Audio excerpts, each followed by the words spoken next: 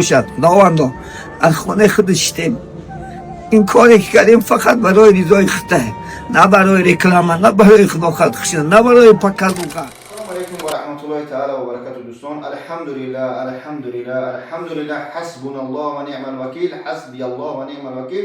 دوستان عزیز، با یاری پروردگار و دستگیری شما مسلمان های تمام دنیا، مسلمان های ازبکستان و تاجیکستان، برادران روسیه و دیگر دولت ها، مسجدی که به نام تاج محل مشهور است کشاده می شود. الحمدلله تیار شد، کشاده می شود روزی چی؟ این همین پنجشنبه روزی 25 دکبر کشاده می شود. تمامی بچه‌هایی که امکانات شرایط دارند شما را دعوت میکنند. دامولا بابا شخصی که در همین 3 سال شد در همین مسجد خدمت کرده است. با هم خودی برادر و شاگردش، همون شخصی که بلاگری مشهوره که چقدر خدمت کرد در همین مسجد. دوستان شهر از من میگم کدوم شهر است؟ شهر ازبکستان، یعنی دولت ازبکستان، ولایت فرغانه، ناحیه سوخ، دهه هوشیار. با هم خاطر برادرها رقمات داره اکران، واتساپ، ایمو، تلگرام زنگ بزنید برای اشتراک کنید. الحمدلله رحمت برای آدمای دستگیری کردن. انشاءالله چخیر الله میگه هر نفری که به حجم یک لانه گندوش در این دنیا خانه من میسازه در قیامت با یک قصر میسازم. ما کسی دستگیری کرد چی میگن سهم گذاشت، انشاءالله خیر اجرش در قیامت میبینه. رحمت خدا. زنگ زنی ادرسو در اکران است، روی اشتراک کنید مردم تاجیکستان و ازبکستان تمام دولت. الحمدلله همین که سرجم باشه مردم ازبکستان و تاجیکستان سلامت باشه. رحمت خدا برای دستگیریتون. السلام علیکم. داری جون برادر عزیز، یک لحظه مرا نگذرانید. خوشحال بهترین خبر دارم. الحمدلله امروز سنه 21 دکبر 2025 سال در مسجد تاج محل شهر قرار داریم. مسجد ما در عرفه کشاده شوی روز سنه 25 دکبر 2025 سال مسجد تاج محل شهر کشاده میشه.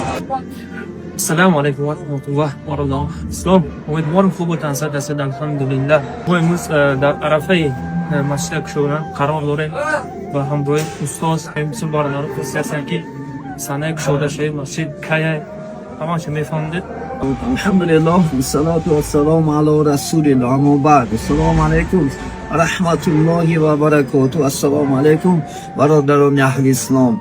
بسیار به خدا انشاءالله هم میگه و شکرگزار هستیم که الحمدلله که شما چند طول 3 سال است انشاءالله این مسجد نگفتیم بسیار شاگرد چی مالی چی جانی ها یاردم کرده و این روز خدا خواهد انشاءالله آخرین لحظه های خدا خواهد جشنی شدن این مسجد قرار داریم. ما سنه 25 دکبر روزی پنجشنبه خدا خواهد انشاءالله با واسطه خدا خواهد رهبران حکومت و با واسطه خدا خواهد قاضیاتی انشاءالله خدا خواهد ازبکستان زمین جشنی یعنی شدن این مسجد خدا خواهد انشاءالله پیشواز میگیریم و همه شما انشاءالله خود مسلمانای روی دنیا کسانی که انشاءالله خدا خواهد در کانال ما هستین و دستگیری کردین و چی مالی چی جانی قوت دادین انشاءالله خدا خواهد ما شما در انتظار هستیم. مرحمت کنین انشاءالله خدا خواهد.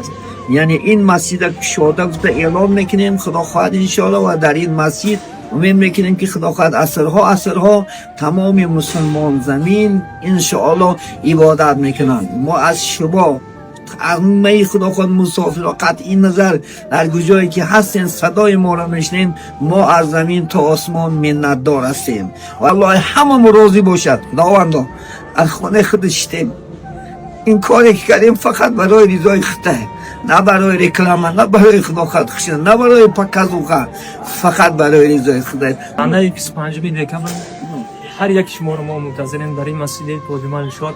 قدر امکان حرکت کنیم بیاید.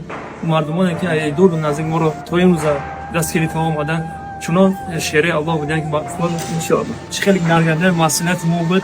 مثلا استوپلی و دیگر ماتریال بارو دسترس کردن مسئولیت درگردن ما بود. کل 3 سال است شریع الله هم تو مسئولیت ما مسئولیت خود نیست کرده. کل 3 سال ما رو دستگیری کردن. ما خیلی یک شما می‌نداریم از زمین تا آسمان.